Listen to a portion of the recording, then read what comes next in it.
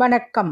இன்றைய தலவரலாறாக தஞ்சாவூர் மாவட்டத்தில் அமைந்துள்ள திருவிசநல்லூர் என்னும் ஊரிலுள்ள யோகநந்தீஸ்வரர் என்கின்ற சிவயோகிநாதர் திருக்கோயிலை காண்போம். இந்த திருக்கோயிலின் தலவரலாறு என்னவென்று தெரியுமா?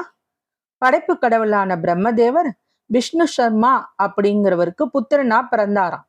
அவர் தன்னோட பிறந்த 6 யோகிகளோட சிவனை வேண்டி தவம் புரிஞ்சிருக்காரு.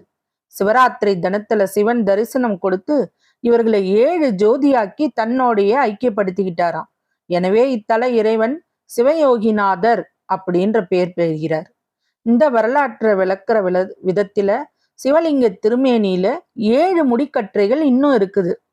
ஒரு காலத்துல ஏராளமான பாவம் செஞ்ச ஒருவன் தான் கடைசி காலத்துல இத்தல இறைவனை அழைச்சானாம். அப்போது சிவன் நந்தியிடம் அழைப்பது யார் அப்படின்னு கேட்க, நந்தி திரும்பி பார்த்து அவன் அப்படி அழைத்தது பிரதோஷ தினம். நந்தியின் பார்வையால அவனது பாவம் தொலைஞ்சிச்சான். அந்த கணத்துல அவனுக்கு விதிமுடிய இருந்தது. யமன் அங்கு வந்தான். நந்தி அவனை தடுத்தார். யமனுக்கும் நந்திக்கும் சண்டை ஏற்பட்டுச்சு. நந்தி யமனை வென்று கோயில் கொடிமரத்துக்கு வெளியே அனுப்பியதான். வழக்கமா கொடிமரத்தின் உள்ளே நந்தி இருக்கும். ஆனா இந்த தலத்துல கொடிமரத்துக்கு வெளியே நந்தி இருக்கும். அதுவும் திரும்பி பார்த்த நிலையில இங்க இருக்கும். அதிசயத்தோட அடிப்படையில இந்த தல இறைவன் கிழக்கு நோக்கி சுயம்புலிங்கமா காட்சி தரார்.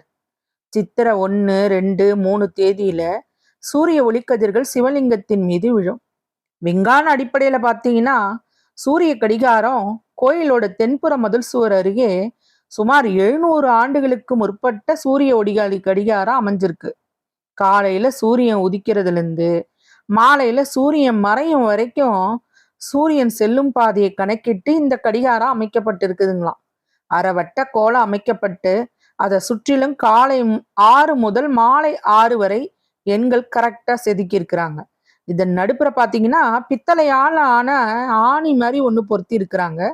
சூரியன் ஒளி அந்த ஆணியில பட்டு அதன் நிழல் எந்த எண்ணில விழுதோ அதுவே அப்போதைய நேரமா இருக்கிறது.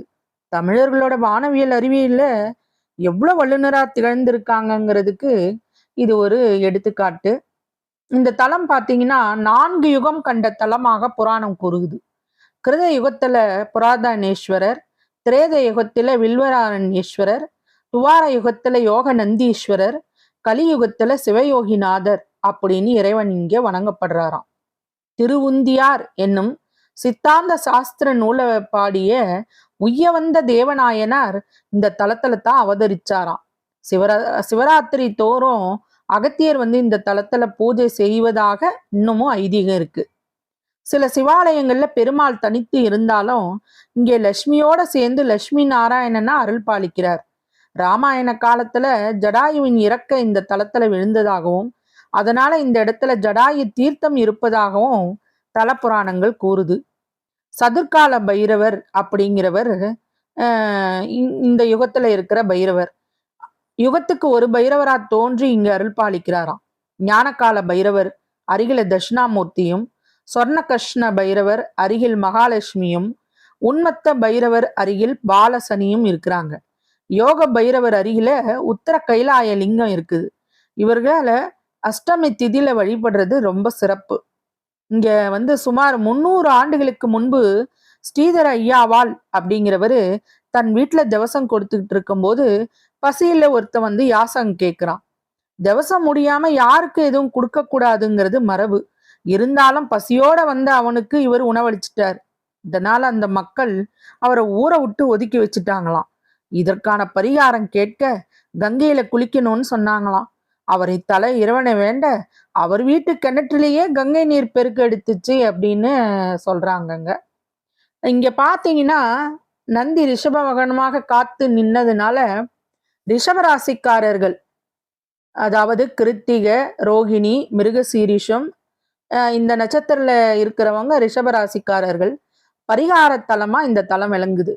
இவரை பிரதோஷம், சிவராத்திரி, சோமவார நாட்கள்ல வழிபடுறது ரொம்ப சிறப்பு. இந்த சுவாமி அம்பாளுக்கு வஸ்திரம் அணிவிச்சோம், கோயில் திருப்பணிக்கு பொருளுதவி செய்தோம், அன்னதானம் போட்டும் இதை நிறைவேற்றலாம். இது தஞ்சாவூர் அரண்மனை தேவஸ்தானத்துக்கு உட்பட்ட கோயில்.